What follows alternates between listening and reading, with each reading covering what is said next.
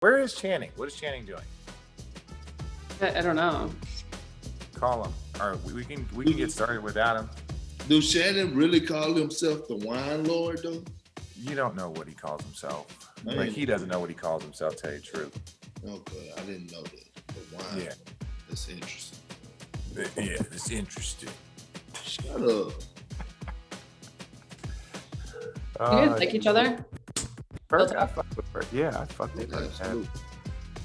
I mean, I don't have to lie just because we're recording, and I might No. put it out. No. Yeah, I mean, You know I what? don't. What? What's up, motherfuckers? Sorry.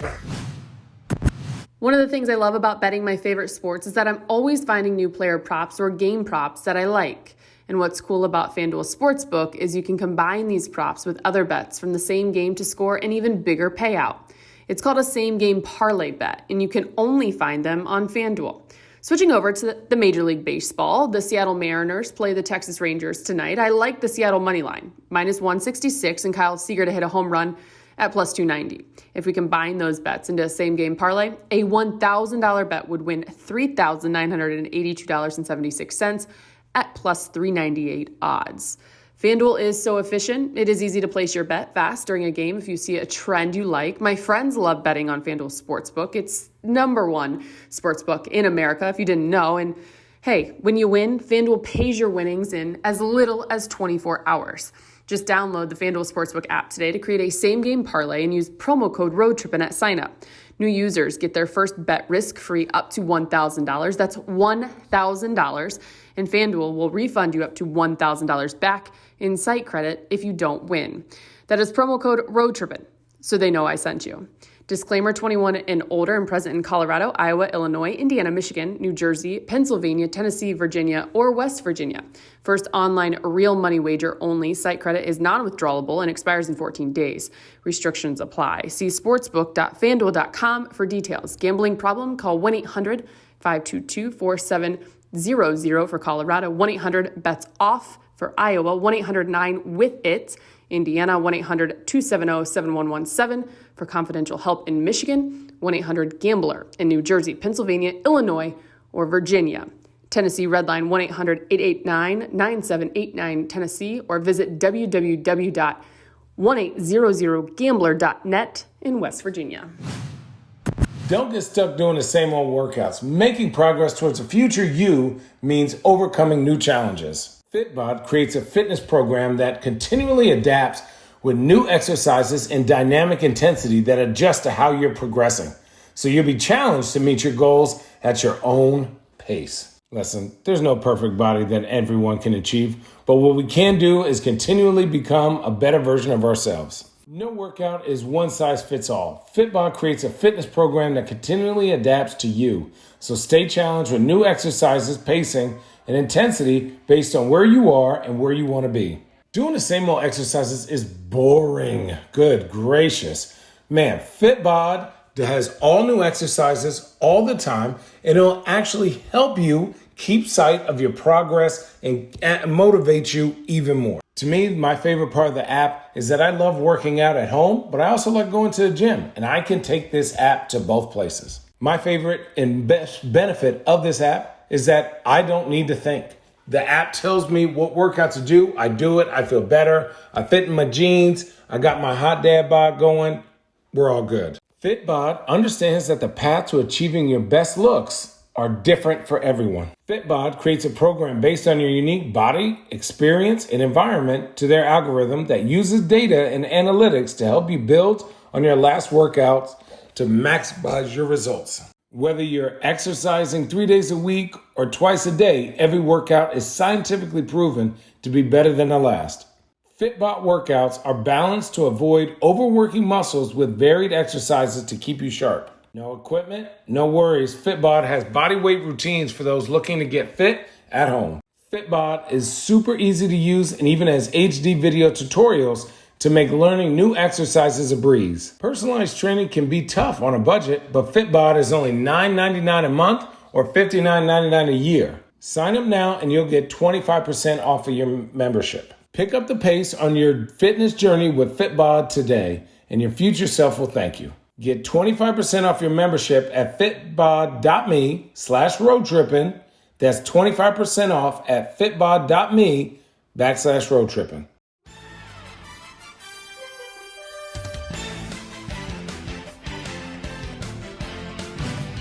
Like, what kind of grapes are they? It's a whole other channel. Let's officially get into the podcast, and you can cheers us since you are drinking. Damn it. It's Wednesday, my Cheers. dudes. Wine Wednesday. Welcome to this edition of Road Trippin, presented by FanDuel. I'm your host, Allie Clifton, alongside Richard Jefferson, Channing Frye, and you see him right there. When don't you see him? He is the one and only Big Perk, Kendrick Perkins. I would argue that these are probably the three most easily willing, chill, hilarious, debatable people that you'll ever come across. Do you agree? No, I believe that I am. Yes. No. Yes, 100%. See, I will agree with you only to prove that I'm not a debatable person. So I'm going to agree with you. In spite of this, I'm going to agree. Well, Shannon, Allie, it's the difference between you fucking say Channing. Say Channing. Yeah, he can't say it. Say Channing. There's a cha. Shut up. Look, it's the difference. Shut up? Did he just say shut up? Hey, Allie, it's a difference. I'm here, yeah. It's a difference between debating and hating, okay? Richard is a hater, and he knows it, right? He's just a hater. Like, yes. Listen, I am probably, top in categories. I'm like top 2 in like five different hating categories. Funniest hater, quickest hater. Like most unreasonable. Most unreasonable that will just argue with you, not even believing what I'm saying, just for the sake of arguing. Well, I mean, at least you're on your road, though. That's the that's what I'm saying. You're on your road, and I love it. Like you embrace that role, and you really do it a great job at it. Okay. Well, I appreciate it because look, as the reigning 2020, hater of the year. Right, like I'm coming. I'm trying. Oh no! There's some other dudes that definitely were. No, there's some other dudes, but there's gonna be some other dudes that gonna show up and throw out some salt, throw out a little bit of hate. But that's not what we're doing over here. I have to ask though, because Perk, for someone who has to do it daily with Richard on television, at least Channing gets to do it on a podcast, and you can literally just be like, "I'm on TV now." Well, with Richard, I'm saying. Oh God, no. How isn't it exhausting when you have to debate with him because he thinks he's right no matter what every single time? No, you know what? It's not, because he's wrong 75% of the time. So when he sets himself up and already be having a comeback for him, I mean, it really. Allie, and see, this is the thing that Allie, you spent a lot of times with analysts. Yeah, he cut me off. Every analyst thinks they're right all the time, or else we wouldn't get into the job of being an analyst. That's why Perk thinks he's right all the time. And if he's wrong, this is where Perk is a master at. If Perk is wrong, he will tell you how they messed up that made him wrong. Oh, I think so-and-so is going to win if they lose. Well, I said they were going to win if they rebounded the ball well, they played defense. They didn't do none of those things that they did. So Perk is inadvertently saying that he is right. They were wrong, and because they made their mistakes, they made him wrong, which is genius. I mean, that's just breaking down the game. That's breaking down the game. That's not covering up that I do got a question, though. I got a question. Because I think when we interviewed you, you were just tipping your toes in the thing. And you went from tipping your toes to skinny dipping in the middle of the lake with Jason Voorhees. It's an awful picture, but now we really don't want to visualize me skinny dipping anywhere. We've seen manatees. Don't you live in Florida? Did you just call Perk a manatee? Everyone deserves love, Perk. Everyone deserves to be loved. Listen, you're a work in progress. Listen. So, Chang, stand your ground. You were at Summer League with Perk. Did you see the chair that they had Perk sitting in? No, I was there the last 3 days because I'm a rookie and I'm real new. And it was I'm a wild card. They didn't know what was going to come out my mouth. So they gave me the 6 games that nobody was going to watch. You talking about you did like the final games, I dog? wasn't there, RJ, but as usual, you always interrupting. Shannon was asking the question. Can you just call back for a second? It's not all about you, okay? Dang. Okay. So Perk, Come on, do you even Perk. remember what the question was? If not, I can set you back up. What was the question? He wants to know when you were on the podcast the first time around, you were just dipping your toes in the water, and now you're skinny dipping. In terms of your career, See, Perk didn't even- podcasting, being on this side. You're doing it. I thought that was him like dropping bars to set up his question. No, no, that was his sorry. question. No, This the question was question just like, yeah. Did you think you would go from 0 to 100 that quickly? No, I didn't. Me Right? either. And here's why. I caught a lot of criticism when I first started, right? People had to adjust to Big Perk, broken English, country slang, country sayings. You know, people don't understand. I may mumble at times, but they get the hell what I'm talking about. And I think finally, after a lot of repetition and them seeing me on television, that they was like, you know what? Perk is who he is, and he do be speaking facts. And he's gonna speak, he's gonna speak his mind. He's not gonna hold back, and he's gonna stand behind what he believes in. So I just think that it took me a lot of reps, right? I had my ups, I had my downs. And I just kept working on it. Like I would really catch myself in the bathroom, looking in the mirror, prepping on certain things. Especially, Were you fully clothed? Were you clothed? Why is that?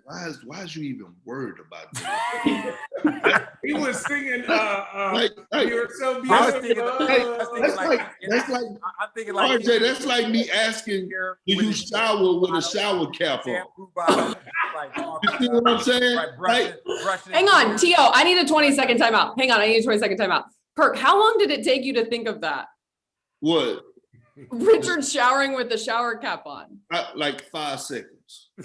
Well, that's not 5 seconds, but we get what you're trying to say.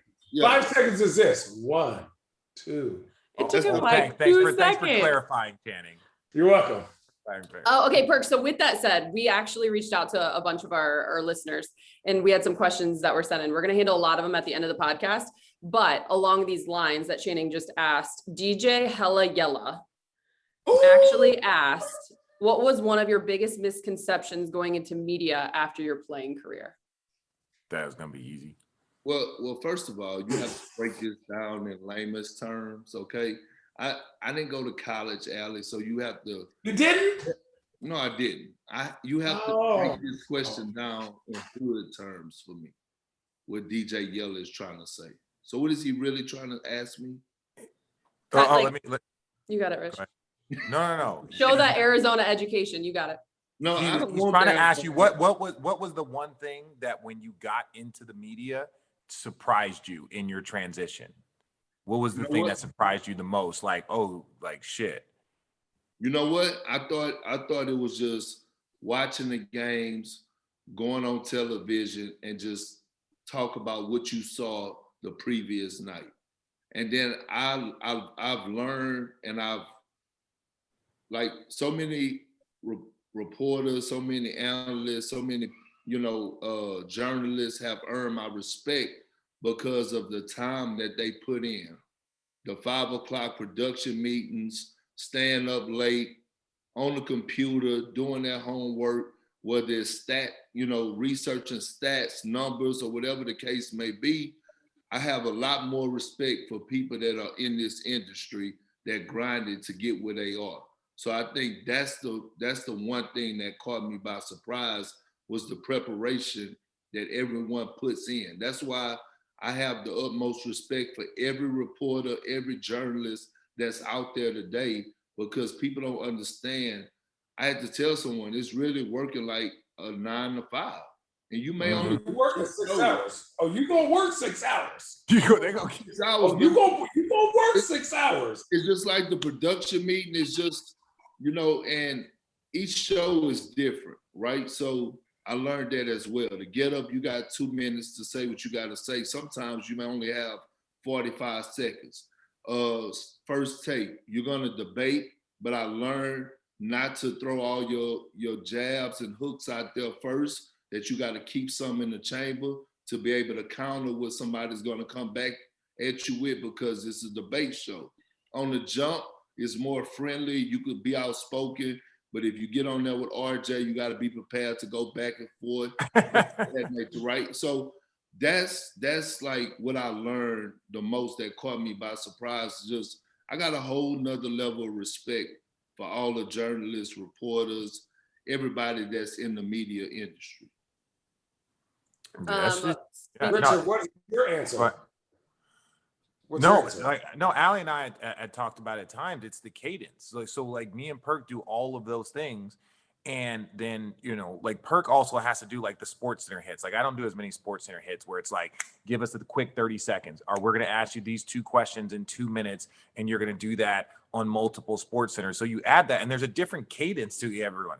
For me, the extra cadence that I have to learn is calling games, which Channing, you got your tone in. And ladies and gentlemen, Allie Clifton called the last 2 Sparks games. So you, Allie. Yeah, Allie called right? Pay me my money. Hey, it was on NBA TV last night. So she's calling national. Okay, Allie. So, but the cadence of calling a game now. And when you're sitting next to, like, when you're doing a studio show, it's all the kind of the same. It's just your seconds. But when you're sitting next to Mike Breen or Ryan Rucco or Mark Jones, like, you got to learn their cadence also. You got to learn when they get in and out, how long you have. And then obviously you have to break down the game in very, very quick bites, commercial breaks, like all that shit. It is so hard. That's why, like, when people always want to, talk trash about, the commentators, I'm like, man, y'all don't understand how much work. They don't like nobody. No, they don't like nobody. They don't like nobody. Everybody feel like they could do better until they have to get in front of that TV, that camera, right? Yeah. And even like I got a lot of love for doing a draft show, and then some people hate it. Like some people in the industry, like a guy by the name of Jeff Goodman, right? He can't. Jeff Goodman's trash. You know who Jeff Goodman is? Who?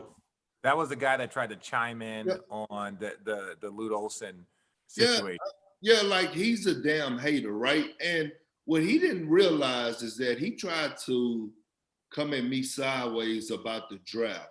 But what he didn't realize, all he does is focus on college kids, high school kids, and that's his thing, is the draft. Well, I went straight from the finals to having a week to prep for all these, guys, that these draft prospects. 100 kids, yeah. 100 kids, get ready for the draft. So that's a 6-hour show. I mean, this is my first time. I'm up there with Jay Billis. I'm up there with Mike Smith, that's been around the world. That's what he do for a living. So it's kind of like, all right, I had limited time, but it's just so many people think that they could do what we do until the camera actually get in their face. Well, the last thing, real quick, Allie, the last thing that I'll say is that your job on there was to talk about what team they got drafted. So your job was to talk about how they were going to transition to their team. Your job wasn't to talk about college and really the college kids. It's more like, stinks. I don't care. It's like, so-and-so. Yeah, I don't watch JV unless it's my college, unless it's a great game, or unless it's the NCAA tournament. That's the only time I'm watching the JV. Yeah.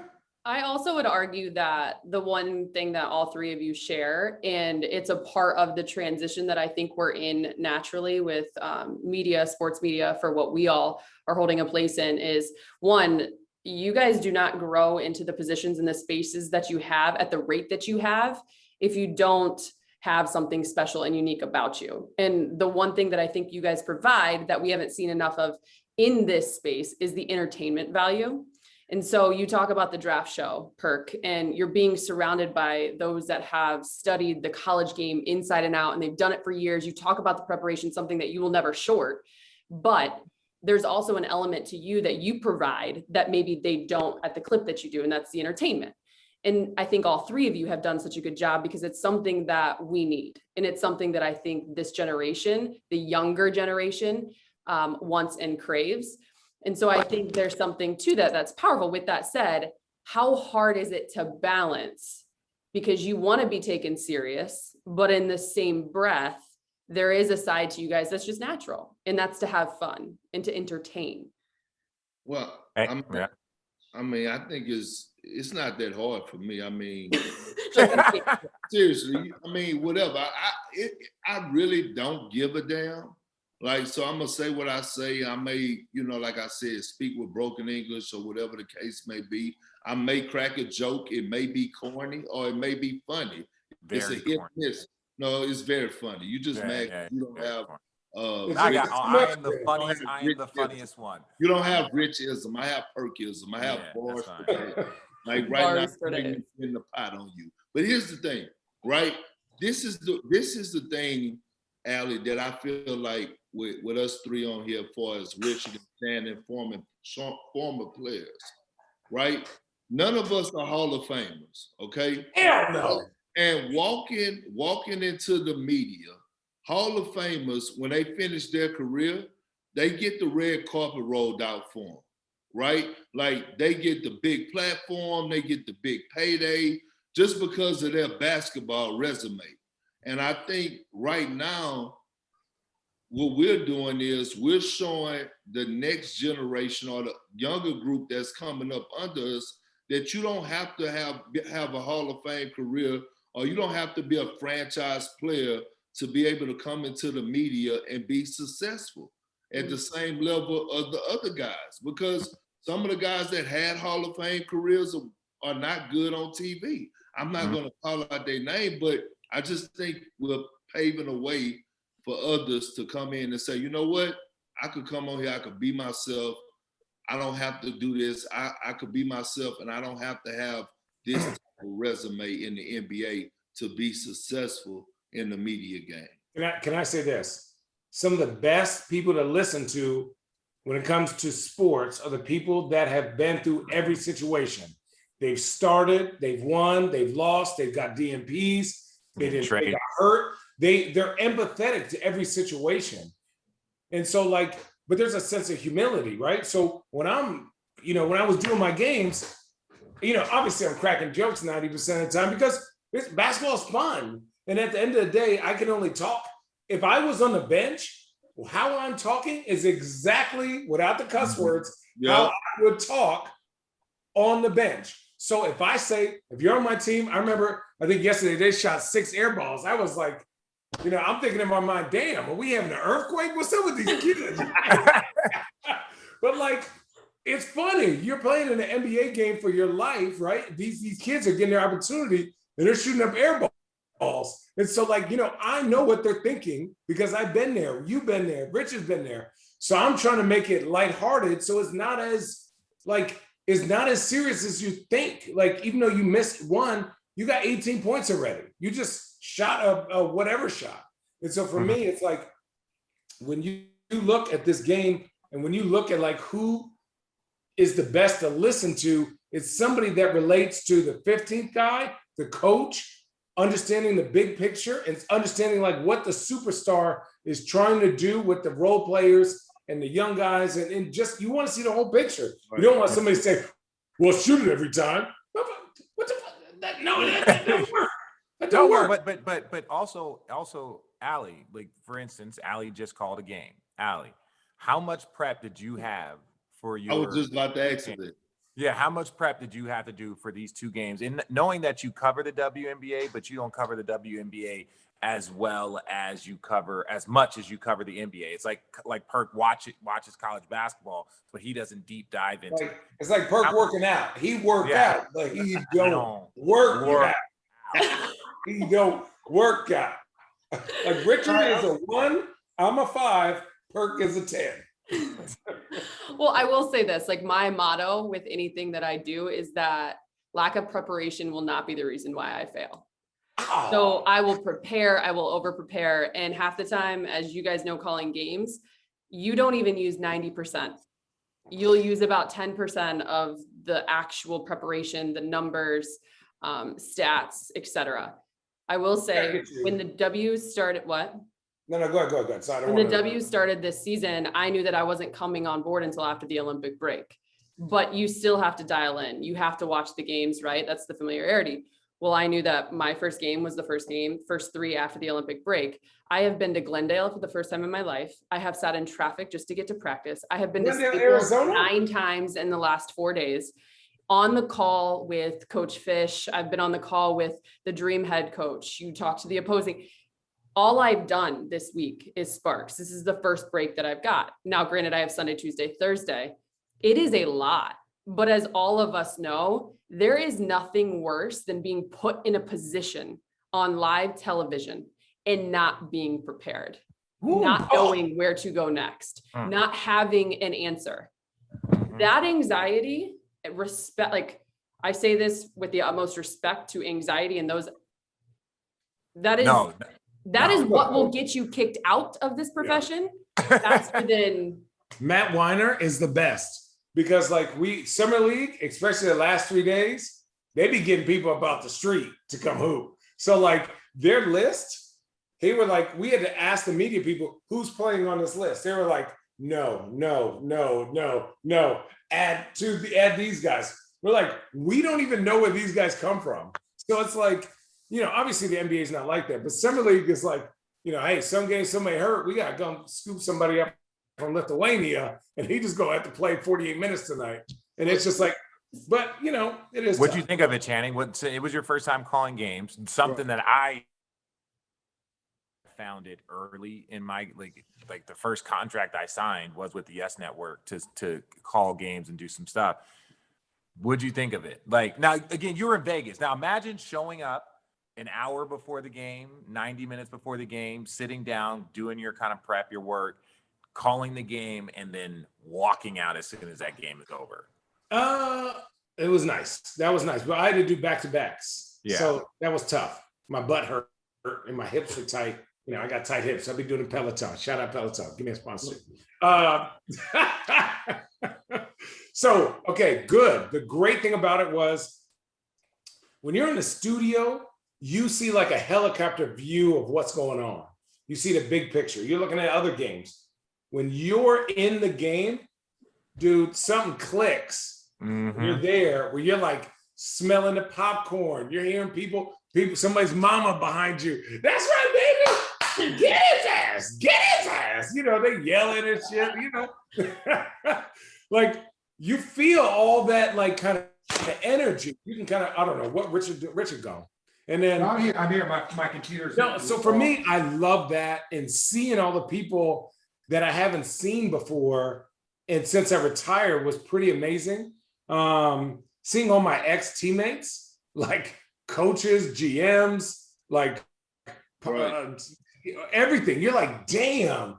And so for me, when I call the game, I try to call it fair, but I also try to call it in a sense of what I want to do is basketball should be fun.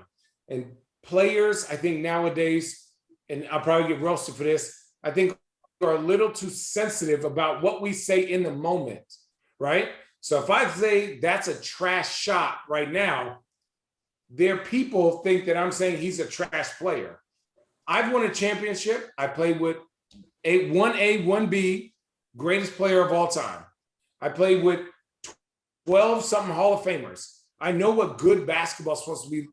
I may not be a Hall of Famer. I know what good basketball is supposed to look like. I may not be right all the time.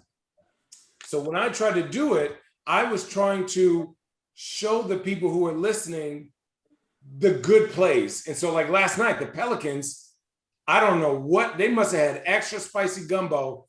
These were some dogs. And you, Perk, if you would have watched them last night versus the Timberwolves, they were up 30, picking up full court, and their whole team was clapping for it. And I didn't see that any other game. So that's a culture builder that I'm like, as a player, how can that transfer over to the real like NBA? And I'm excited to see that. So like, let's watch that. I don't care about the score. You got guys that are 15, 16, 17 on the bench in Summer League, picking up your 1A, 1B guys, and, for the Minnesota Timberwolves, making it hell for them and everyone is supporting them. So that's a culture thing that like gets me more excited than the actual game, that I want people to see more than, oh, well, he did a 6 dribble move and shot a step back. Well, guess what? 18 on the clock, bad shot. Well, Tell him, Channing. can I say this right to the first question? I want to say this. The hardest thing for me when I first started in the media to where I'm at now is that you get caught up in the moment of not want to step on anybody's toes, right? They call it, quote unquote, the NBA brotherhood. But what I found out is this. If you get caught trying to be that guy that you know, don't want to speak your mind or don't speak on what you see, then you're going to have a short career in the media. So right now, like, I love it when people say, oh, this is Kendrick, NBA champion Kendrick Perkins. But like, to me, basketball is in the past. Now I'm actually an NBA analyst, right? So I would rather be called that because I actually take my job very seriously. I mean, your chip is a lot older than ours. Ours is still fresh, though. So I get it. you got a crusty ass ring. Your ring, your ring is a Prius. Ours still smells like champagne. Like yours smells like rust. Yeah, it's perfectly fine. It's perfectly rust fine. But I guarantee you, I can go sell mine for more in Boston than y'all can sell y'all's, okay? Yeah. I'll let you finish, but that cap. Look, no, that's not cap. But look. Is that what the kids say? Cap front set ass. So I had to come to the conclusion that, you know what? Look, if I lose friends behind basketball talk or something that I've said on TV about moves that were made or plays that were made or guys playing bad or whatever the case may be, then they wasn't my friend anyway, because a real friend would know that I have a job to do.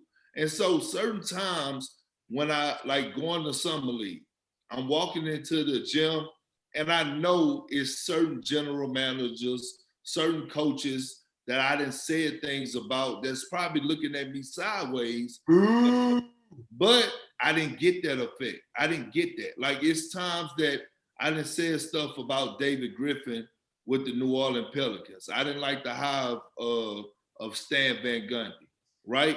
I seen Griff at Summer League, and the energy was still the same like when I was on the Cavs roster.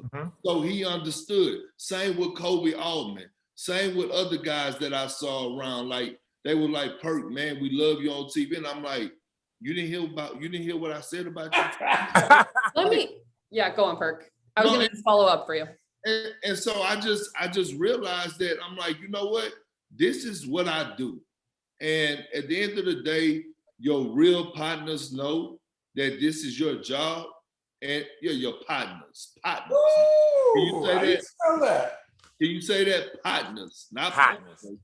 Partners. No, Channing and I both enunciate. Okay, I shame Got you. it? Partners. Perk, how much do you, because you are one of those that you do not hold back. You're one of those that does not hold back. You speak what you feel, and sometimes takes may seem harsher than others. Do you have open lines of communications with players, coaches, GMs? Like, are you making those phone calls? Are you interacting with them before, maybe not before or after, whenever it may come? I do. And look, like, I'm still cool with like 99% of the people that I work with, for as general managers, players that I play with, coaches, or whatever the case may be. There's only one guy that really had a problem with me that I played with, and his name Kevin Durant. Everybody else been pretty damn cool with how I've been going about my career. Like, I done said things about Sam Presti, right? Me and Sam Presti still have conversations. Like, a lot of people understand what's going on. I done said things about Danny Ainge. Danny Ainge calls me every single day. And when I say every single day, I literally mean every single day. We'd be checking on your cholesterol? What you said? Don't pay attention. No, but I do the same thing with Budenholzer. So like Budenholzer. Budenholzer? We've all been very critical of my guy Bud. But like Bud is an Arizona. Absolutely. He's an Arizona guy. He's from Is it? Holbrook. Yeah, he's from Holbrook. He used to coach at Lute Olson basketball camp. He used to coach at like Lute Olson basketball camp, like when he was super, super young. His dad is in the Arizona Hall of Fame for like No. yeah, his dad's from Holbrook. So when I got to the Spurs, like Bud was somebody like gravitated towards each other and just awesome. So then like all of a sudden it's like, dude, this dude has my college roots. He's got my state roots. Like I loved him in San Antonio as an assistant coach. He's a great dude. He gets to the Bucks after he had a great career. And they were like, look, Bud is a great coach. The problem was, like, in the postseason, there were times that he would run into LeBron James and he was running into some other people and he would lose, Channing Frye.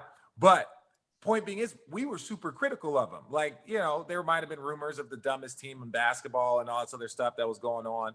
Yeah. And I see him in the hallway. They were.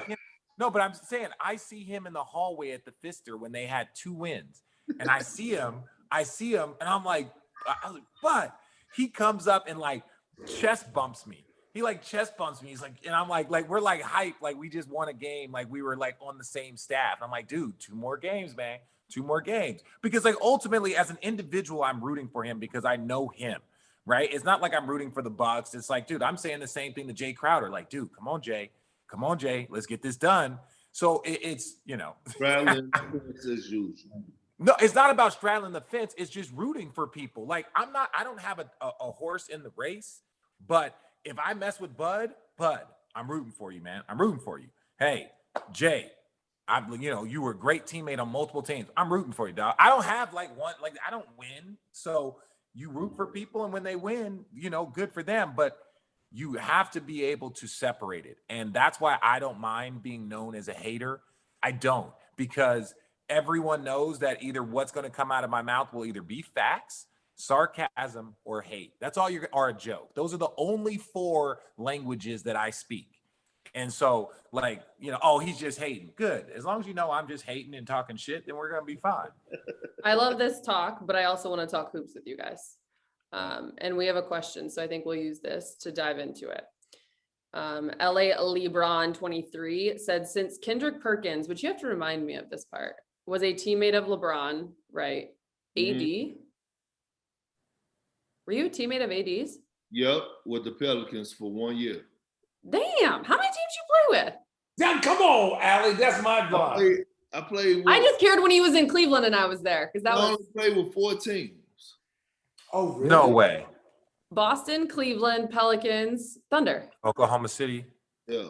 That's it. Okay. Anyways. Damn. Talk about preparation. Good job, Allie. Okay, so since you were a teammate of LeBron, AD, and Russ at one point in your career, what does he see in them that makes him believe they will work out as a big 3? Well, one, I went to the finals 2 times with LeBron James, so I know what he's capable of doing. I also went to the finals with Russell Westbrook, right? So as a youngster, and I watched Russell Westbrook sacrifice. I watched Russell Westbrook in big moments knock down shots when people said he couldn't shoot or come up with big plays or outplay Tony Parker or outplay CP3 in the series. So I have trust in Russ. And when it comes down to Anthony Davis, when healthy, he's a general. That's a big what? I mean, it's not a big what because when they won it, he was healthy, right? we're in a bubble. It don't matter, Shannon, like he was healthy. So when healthy, he's one of one, a generational talent, right? Oh, yes. Like a guy that could dominate on both ends of the floor. And I feel like as far as it goes with Russell Westbrook, he's at a point of his career where the only thing that he needs to do is win a championship. And I feel like going team up with LeBron, going over there with Anthony Davis, I feel like Russell Westbrook will let his pride go and he will do the necessary things just to win. And we have to go back and look. Just think about this. When he was with the Houston Rockets, right? And the Houston Rockets at one point were playing arguably the best basketball in the NBA when they traded Clint Capella. Russell Westbrook was dominating in the paint so bad that he was putting up Shaq-type numbers. Russell Westbrook tore his quad muscle. He shouldn't have even been playing in the playoffs. But what I'm saying was people thought that Russ and James wasn't going to work out because they both ball dominant, right? But Russ found a way to make it work. And I just look at Russ' situation in particular. He's going to sacrifice. He's going to play with a chip on his shoulder. He's back in LA in his hometown. He wants to win a championship. He wants to prove that, okay, y'all said I didn't get it done with Kevin Durant, but let me show you that I can get it done with LeBron James. Ooh, you think he really hangs on to that? Oh, Russ? Yeah. Absolutely. Russ is one of those guys that he remembers everything. Like, you remember when Damian Lillard waved by to him? It was a whole year later. He was in Houston, and he waited for Dame in a regular season game, and he went to work on Dame in the Portland Trail Blazers, and he said after the game, wave by to that shit. So yeah, it don't matter. It don't matter. I don't care. You know, well, listen, we both know the truth. Yes, we're glad that Russell, like, this is separate from your point, but like, Russ, I don't care how many times you cook him in the regular season. What Dame did was one of the coldest, most cold-blooded things we've ever seen. But so, yeah. I'm not knocking Yeah, that. no, I know. Yeah, I'm just more just saying, like, you didn't really get him back, though, Russ. Yeah, but if you pull up their numbers side by side, their head-to-head matchup in their career. Oh, I'm not saying that, like, Are we gonna pull up stats? Are we gonna pull up one of the greatest shots in playoff history? Bye-bye. Stop it, Perky Lurky. Don't do this. Also, I was listening to you. I don't agree with you. I love Braun. I love AD. I like Melo. I like Russell Westbrook. It is 2021. No, there's not enough balls to go around. Oh, Channing, we're gonna disagree because I disagree. Channing, I don't know. But listen. Have you guys watched? I don't know if you're drinking wine. I don't know if you're drinking MD 2020. I don't even know if you're drinking moonshine right now. But please rethink before you talk. Okay, think this over before you. Now, you wanted to start this over again? No, I don't. Okay, so it's 2021, and it's 2021. And it's not enough basketball. Let's talk about the three best teams during the regular season. We'll just talk the regular season. Yes or no? Yes. Go ahead. Now, I mean, you're already gonna say no. That's in the playoffs. It's a big what if. This old ass team has to make it 82 games to the playoffs. Oh, I don't think. See, okay, Chang. Like, my thing is this: 82 games. It doesn't matter for this team. Respectfully, I know people tried to say it last year about the Lakers just get to the playoffs healthy, right? Well, they didn't. They weren't able to get to the postseason healthy. Not a lot of teams were. So I think that the 82 games, I think they'll get through the 82 games. They're going to get through the 82 games. It's can they get to the end of it healthy, one. And are they going to be two, a top 4 team in the West? Yeah, I think if they're healthy, but this again, that's been so much that Channing, let's rephrase this. I don't think they're a top okay. Team No. I'm saying let's say it this way. Let's assume health for every team. Oh, health for every team. This team wins a championship. Well, they're not better than Brooklyn, but yeah, we'll argue that point. They're not better than Brooklyn, but okay, that's what I'm saying. So, Channing, argue that. If we're gonna say you're just saying that you don't think they will be healthy because if they are healthy, they're the best team. I don't think they are built. I think defensively they'll be good. I think their floor spacing is going to be crappy. I think if you look at the what do you mean the floor spacing? Perk. Floor spacing, big man. bro. Floor spacing is so overrated. Now, yes, it is. It is so overrated, and we just keep spending. Listen, how is it overrated? Listen, let me tell you. Look at the team who won a championship. Look at the last 10 teams that won a championship. The Milwaukee Bucks. Best floor spacing in the NBA. The Milwaukee Bucks just won a championship, and PJ Tucker, Drew Holiday, and Chris Middleton was hitting the ball so hard off the side of the glass, I started ducking from my hotel room. Look, in the right Giannis- spot. I'm not talking about they need to Listen, make it. Listen, He's always in it. No, come on. Floor spacing is more important than making the shot. oh Okay, my- Perk, go. Perfect. I'll let you go. Come on, go ahead. I'll let you go. I'm not going to argue with you. I'm a Turner guy. Listen, Let what me I'm argue saying with you. is, Fry. Listen, Fry. When you think about the guys that get paid the big bucks, that's the guys that take you home when it matters. When it comes down to a possession by possession game, the guys that get paid the big bucks are gonna take you home. So when you look at a guy like Giannis, when Drew Holiday in Game 6, Chris Middleton, PJ Tucker, none of those guys were nowhere to be found. Who took them home? Giannis. Giannis took them home. They have a player with the Lakers that could possibly do that in Anthony Davis. Like everybody keeps saying that he's old, but let's not act like Anthony Davis can't put up a stat line of 40, 20, 5, and 5 steals and dominate both ends of the floor. Let's not act like we haven't witnessed Anthony Davis do those type of numbers when they won their last championship. Russell Westbrook is only 32. Mhm. He still have Anthony Yeah, Davis, by the way, is one of the agree. 4 youngest on the Lakers. So can I say this? Stylistically, is maybe what my point is. Russell Westbrook was on the fastest team in the NBA last year. They were top 5 in points, Washington Wizards. They were the worst defensively. So they said, score your points so we can score ours. You could check that stat. It may be right or wrong, but that's what I think. He was playing with 4 G leaguers that nobody wanted. So, here's my point. And he still If Russell Westbrook needs to play on a fast-paced team that is in the Lakers, what? That is Does he not? No. It's not true. That is not true. Guys. Russell No, Westbrook really quickly. The pace that Russell likes to play at, which I think will actually help take some of the pressure off LeBron, who at times can be a one-man fast break. It'll take the pressure off. And this is one thing that where I had talked about it a ton, that I thought that the Lakers, if they would have gone the Schroeder, KCP, bring everybody back route, which they had a very good team. They had a very, very good team. You know, if not for injuries to Bron and AD, that was a team that basically won the championship the year before, minus, you know, some of the bigs like Dwight and JaVale. Point being is this.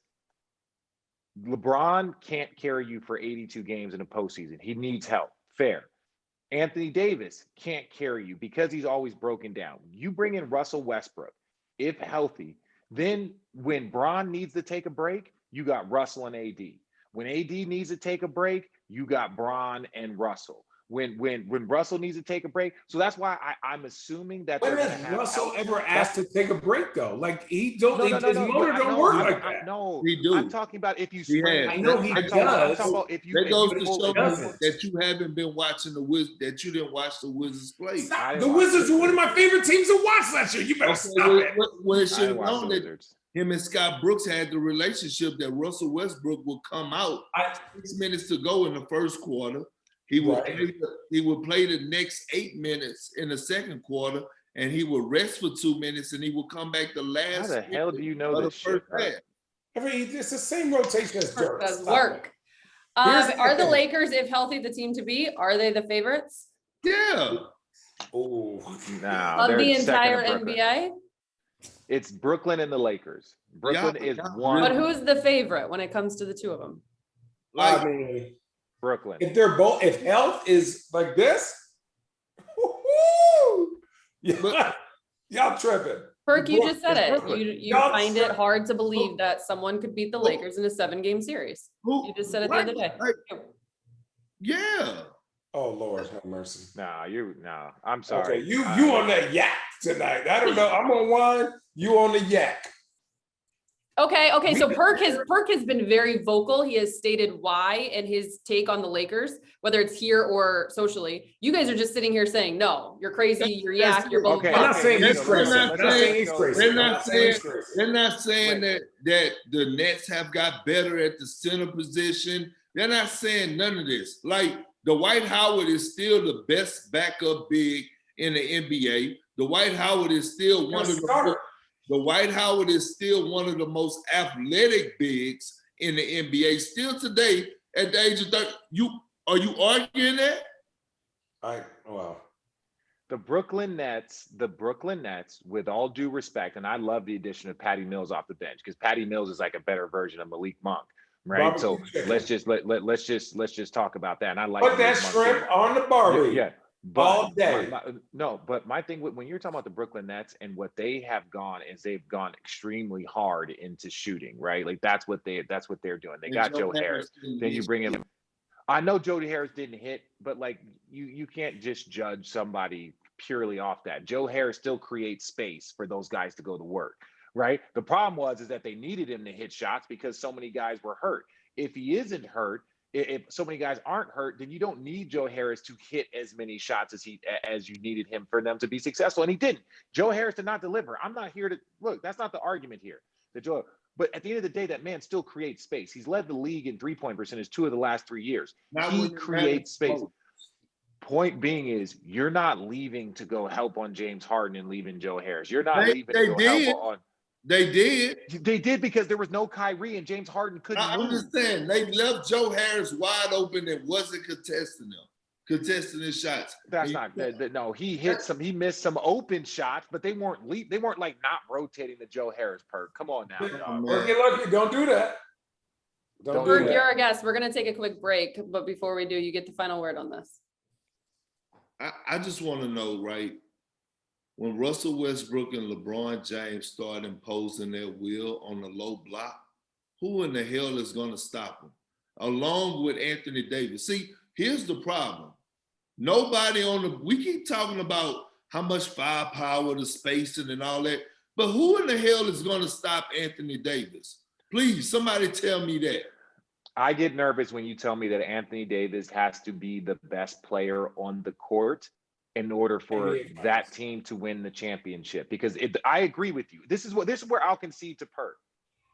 If Anthony Davis plays, we all remember like probably 3-4 games into that finals, people were like, shit, Anthony Davis looks like he's going to win finals MVP, right? Yes. Everybody remembers that. And that's why the Lakers were dominant, because Anthony Davis was playing like the best player in the series. Not LeBron, not Jimmy Butler, not Bam. It was Anthony Davis. If Anthony Davis plays, mind you, Bam was hurt too. If Anthony Davis plays like the best player or plays like a top 3 player in that series, the Nets don't have an answer. The Nets don't have an answer for Anthony Davis. Like they don't, like unless they just shoot the lights off. But that being said, PERK, I don't feel like I can count on Anthony Davis being a top 3 player in the world in the NBA Finals when the moment is needed the most. Okay, I'm gonna say this, Allie. Okay, I'm gonna say this. Just know. You better not be addressing me and talking to Allie. No, I'm just saying. Okay, look at me. Talk to him. Anthony Davis. Listen to me. Talk. Anthony Davis. Look. Allie, Anthony, hang on. I cannot hear what he's saying. Anthony Davis, what? He doesn't say a lot. He don't talk noise. You know this, right? Mm-hmm. He don't say a lot. But one thing I'm gonna remind you all of is that he is not feeling all this Giannis getting credit stuff. So I'm thinking, me personally, that Anthony Davis is gonna come back next year on a whole nother mission. You can fix your face all crazy if you want to over there looking like a little Labrador or something. And on that note, we will carry on this conversation on the flip side, answering viewer questions. This episode of Road Trippin is brought to you by Bourbon Time. Even if you don't have a traditional 9-to-5 schedule, there is no denying that this past year has changed the way that work and rest intersect. Without a designated office to come home from, we're missing that natural break in our days. Our friends at Jim Beam recognize this phenomenon and they want to help us out. Beat the burnout and start blocking off the hour of 6 to 7 p.m. as your me time, where you can do what you love for you and only you. And what better way to spend my me time than with my feet up, enjoying a nice smooth glass of Jim Beam. So let's make the idea of bourbon time a reality. Join me in reclaiming 6 to 7 p.m. as the happiest hour so you can do whatever it is that makes you happy. And if that involves a glass of bourbon, remember to drink Jim Beam responsibly. Jim Beam Kentucky Straight Bourbon Whiskey, 40% alcohol by volume, copyright 2021, James B. Beam Distilling Company, Claremont, Kentucky. One of the things I love about betting my favorite sports is that I'm always finding new player props or game props that I like. And what's cool about FanDuel Sportsbook is you can combine these props with other bets from the same game to score an even bigger payout. It's called a same game parlay bet, and you can only find them on FanDuel.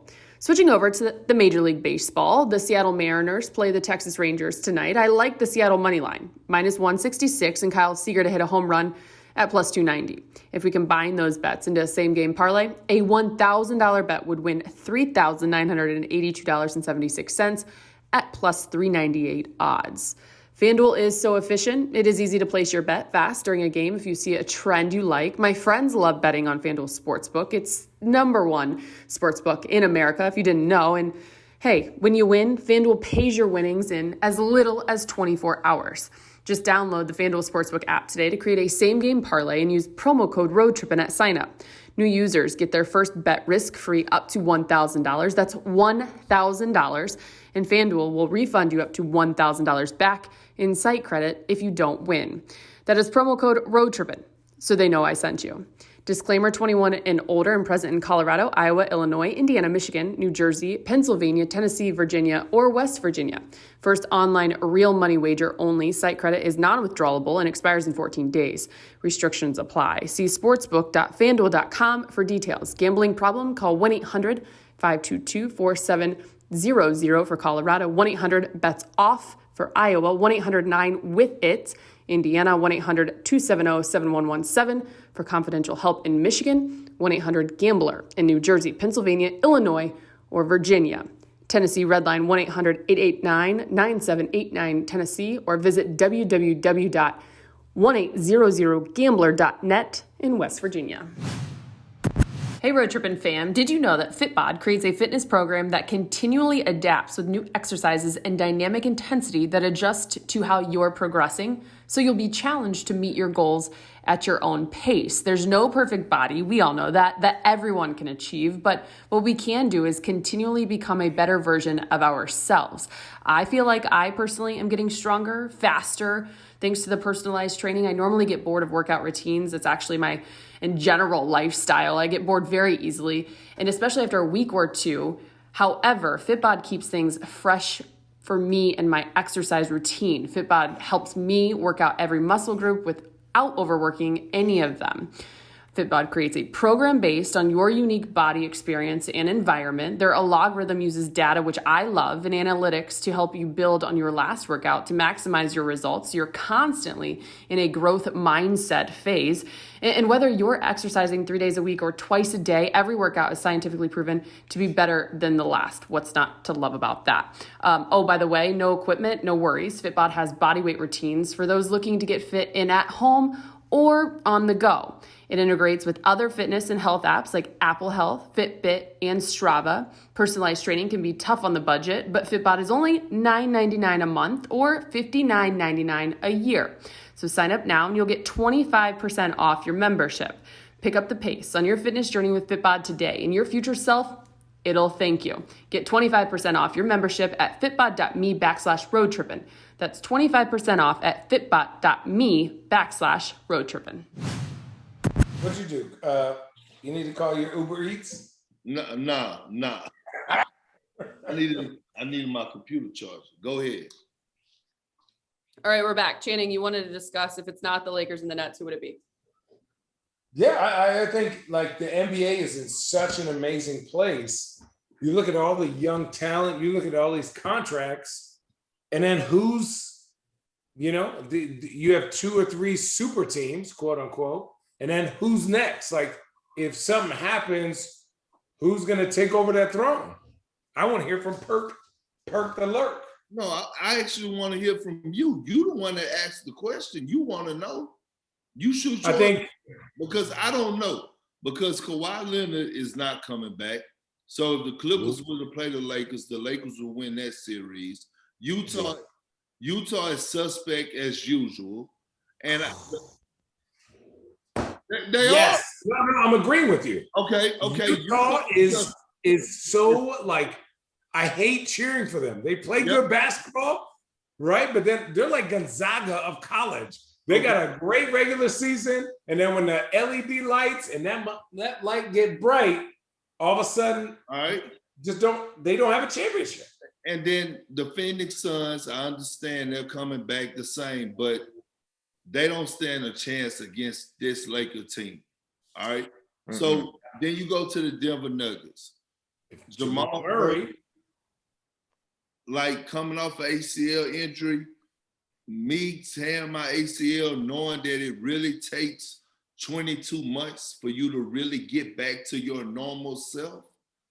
I don't know. So you got the Golden State Warriors, but I don't know if they're ready for that heat. See, this is where experience kick in.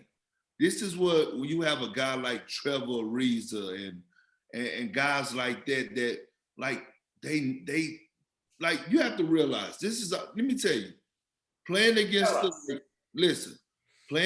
the Los Angeles Lakers is like a boxer first time fighting Floyd Mayweather. It's not when you get in the ring, it's the preparation, the mega fight, the big events, the weigh-in, all the stuff, right? Mentally, you're not ready for that moment. So going to play the Lakers, right? You know it's a national televised game. It's going to be star-studded out. You got 5 Hall of Famers walking on the damn court from their side. We haven't even talked about Melo. And you have these young guys, they're going to be looking like, you heard what Cade Cunningham said? LeBron James is my GOAT. So, like, these guys are going to be walking into arenas, and like the Detroit Pistons, for example, they're going to probably have a crowd of about 15,000 on a regular night. When the Lakers come in town, it's going to be standing room only. They're not ready for that. Shannon, it's just different. That's fair. He said it right. Right. It is different because I was in Orlando, and then I remember we were trash. We were the worst team, but we had mad talent. But when everybody else's good team came in, we played hella good. Why? Because we had a great crowd. Yeah. But man, I would say my 3 would be Phoenix, Golden State, and Denver. If something happens health-wise to the Lakers, I think those 3 teams are hungry enough. I would say Golden State, Phoenix, then Denver. Then Denver. Can I ask y'all this? Yes, please. Ask.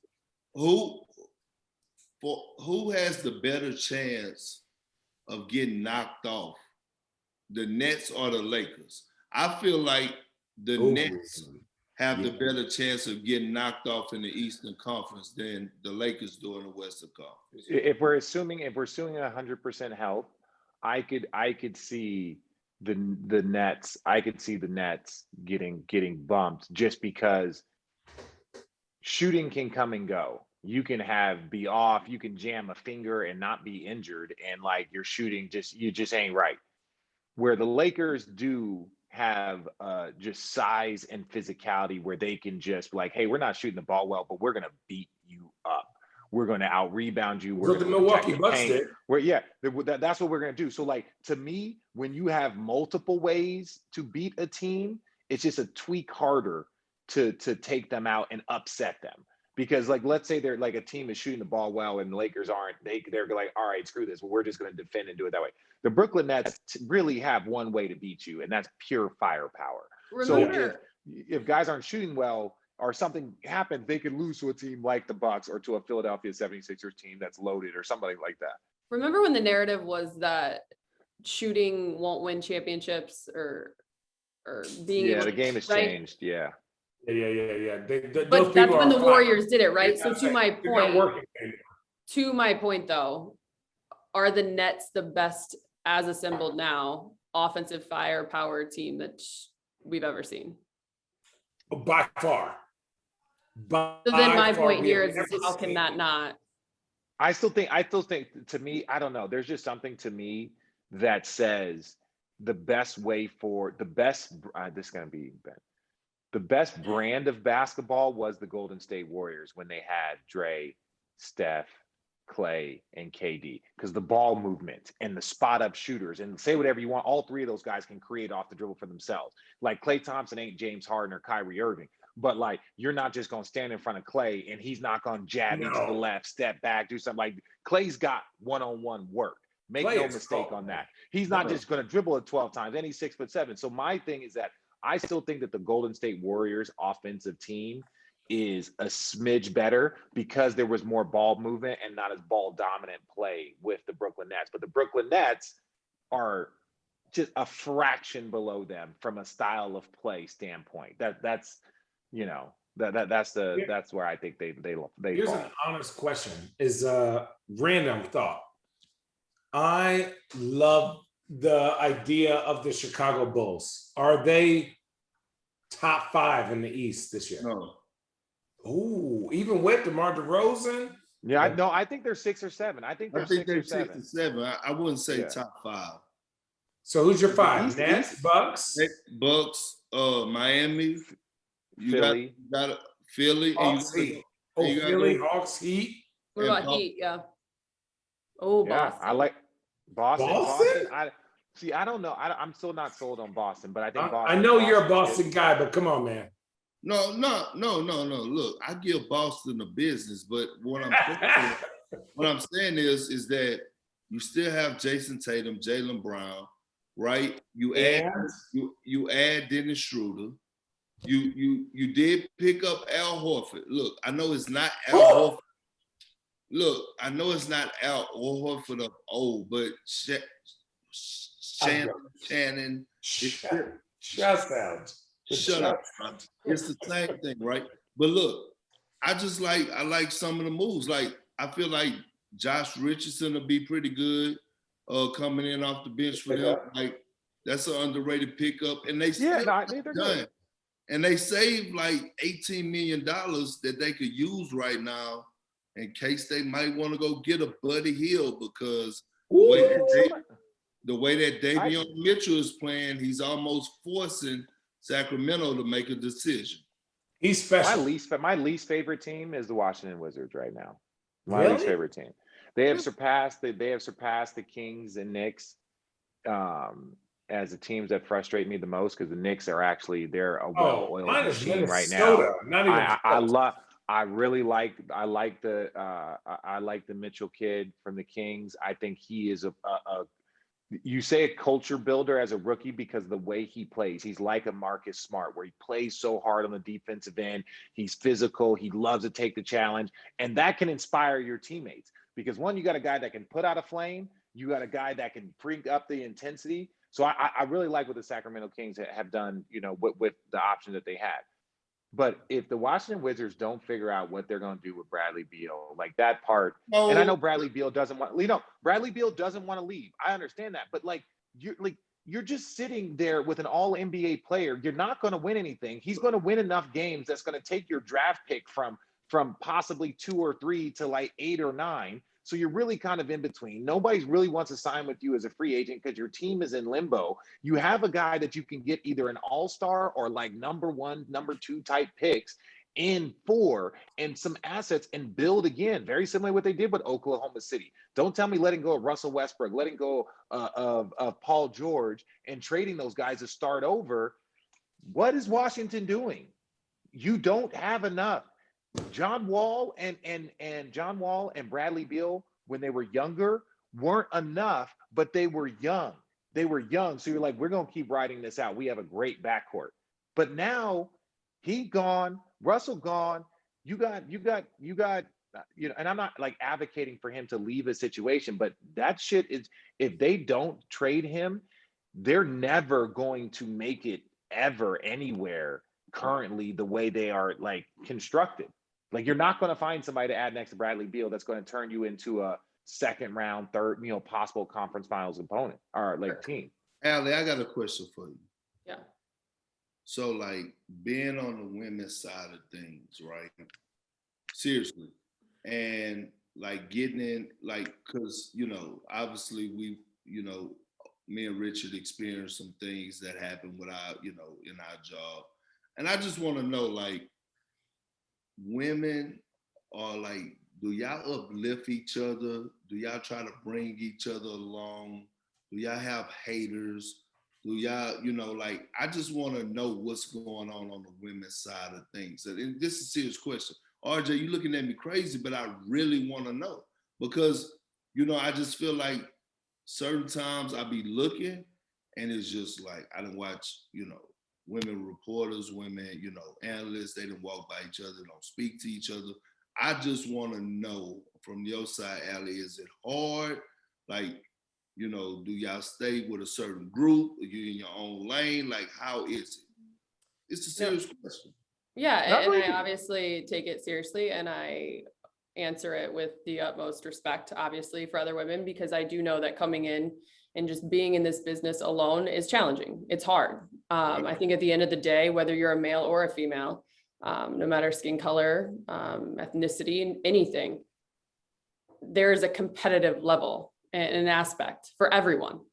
I think we're all trying to be the best at what we do. And as we know, there's not enough opportunities. But I think if you operate with the intention of an abundance mindset and having support for one another, because there is so much on the outside that we can't control, but yet can dictate, you can get caught up in a very tough, degrading place. And so I think within the walls of women, just to answer your question specifically, I personally, when I was with the Cavs, from that role as a sideline reporter, we developed a sideline courtside club hashtag in which we leaned on one another. We had open dialogue, open communication. There were text messages that go on behind the scenes. I often find that to be more personable, if you will, though I think social media plays such a huge role. Yeah, there is support that does go on. And I think it's important. And I don't think it can be stressed enough. Because at the end of the day, we all just want to do our jobs. We want to do it at the best of our ability. Right. And with distractions of not wanting to support one another, what service are you doing? Thanks. But I have experience, I've witnessed, I feel it, and I try to give it as much as I can support, 100%. You may not always see it. I think the other thing you have to remember too, and we all are in these spaces, I tend to get caught up in it, especially when I'm out in the field, rehearsing lines and being so locked in that I may not have time before a game to communicate. But that's when like the opportunities on non-game nights during the day, sending quick text messages, which happen, it matters. Yeah. It's a great question. And we actually have, what's that? Go ahead with the next question. No, I was just going to say, we have a couple questions and then if you guys don't mind, we can wrap it up, but just to give it, what's that? I'm laughing at Richard, just his, his championship trophy that he has in his house right now. Yeah, all that. This is not the real Larry O'Brien though. Like, oh my God, that's so tiny. How cool is that? It's so cool. We couldn't help but obviously notice it. That's it. Okay, a couple of questions. Ole IZ, PERK. What made you come up with Carry On? I actually stole it from Kevin Gates, right? I used to follow Kevin Gates and he would say it for a while. He'd be like, Carry On. I was like, okay, cool. I like that. And so when I start putting something out there that I feel like is bold or something that I really mean, I start putting Carry On. And then when I feel that every time. But every time you say something, isn't bold. Yeah, I know. And that's why I put Carry On. But then I started using Carry On, and it's kind of like, okay, even if I tweet something, I'm gonna put Carry On. But if I really feel something, it's Carry the hell on. Exactly. I've noticed. You ever given it Carry the fuck on? No, I never did that. How many times do you want to do that? Right. All right, this is for all three of you. Carson A. Merck. Which former opponent or teammate would each of them box in a celebrity boxing match? Like, just a former celebrity? Which didn't you say today, Richard, that you beat someone up? No, I got into a fight with Kenyon Martin. What? You've already done it. And you're alive? No, because it was more of like we were referencing the KD Draymond thing and how they had that thing, and it's like then the both of them referenced, and again, like let them speak their truth. And our job is to somewhat interpret it and trying to get other sides of the truth. But they were like, well, they set us down and blah, blah. And it was the same thing. Me and Kenyon got into a fight in Portland after a game. Next day, like both of us in Byron Scott's office, he wanted to talk to us about what the fuck is going on. We went to his room and he just like, I want to make sure that this is cool. There's no lingering. And me and Kenyon was like a big brother to me. And so I just like, it really was a misunderstanding. It was a misunderstanding. Kenyon put his hands on me. He shouldn't have done that. But like, even to this day, we became stronger. And to this day, he's one of the most respected teammates that I have ever had. So like when they were talking about, well, only me and KD can fix this and blah, blah. And it's like, well, okay, well, why didn't you fix it? Right. And obviously it didn't get fixed if he left. So is this really on Steve Kerr? Is this really on Bob Myers? That to me was just like, at no point in time in any bit of their conversation was it like, you know what? There are some things that I wish I did differently, but the way they handled it didn't help, right? And that was the part that I just didn't hear enough of. Didn't Jordan punch Steve Kerr? Steve Kerr got punched by Jordan, and then Jordan reached out to him in the car, and then Jordan hit him with a pass for the game win. I mean, that's how part you do of it in old school. But if I had one guy, and he's not even my former teammate, but he feel like that I talk shit, and I feel like he talk shit, it's Draymond Green. Like if I had to get in the ring and really put these paws on somebody, it would be Draymond Green. But I really think he don't want that smoke. And history tells me that he really don't want that smoke. Somebody's gonna clip just that part. Yeah, Chang. Who do you want to fight? What referee? Is it Bob Delaney? Is it Dick Bavetta? Like who is it? No. Low key, Richard. I'm throwing hands at Richard. I'm throwing these things. Bing, bing, bing. I'm jamming the shit out of Richard. Look, I'm gonna bing. Listen, look, bing, bing. Look, you gonna say what? Bing, what? All I'm gonna say is don't let the Nope, I'm not. I'm gonna interrupt you the whole time. Don't let the enunciating fool you, Channing. Like growing up in South Philly, growing up in South Central LA. South Philly? I have been into more fights than you, Channing. If you really think, because I'm 7 foot, I'm actually bigger than people. They don't want this. My dad, rest his soul. Was a South Philly guy, born and raised. Left there when he was 35, and that is boxing. That is boxing country. So me and my two brothers, that's what first boxing gloves I ever got. He taught us about a jab. He taught us about a hook shot. So Channing, if you wish. If you want that, I don't think that. If I lose to somebody, I gotta know you. When I lose or you lose, I'm gonna pick you up. We're gonna get our cheese and we're gonna go party together. I don't want to have to try and kill you like when we box. I don't like those feelings because if I honestly hate you, I'm stacking my boxing gloves with weights. And I'm throwing nasty jabs, and I'm trying to put you night-night. Literally illegal. You can kill. Can we make this happen, please? No. Kurt, can you send a tweet out right now and make this happen, please, Richard and Channing? One thing I've learned, right? This is the thing. You can't just, like, from watching these celebrity boxing matches and stuff like that, you can't just jump out there and think that you could fight and jump out there. Like, we've learned that you just need to leave people alone. But would you do it? What's your rate? What would you do it for if you were offered? If I was offered, it depends. Like if it's Draymond who I call it, I do it for $500,000. What? Yeah, $500,000. I get in the ring for $500,000. Stop it. Yeah, I mean, because it would be a beautiful thing to see. Actually, How many days would you have to be on that salad, no soda diet? Nah, because this my setup with my oat man. Look, I don't even want to get into it. You set up with your oatmeal. What?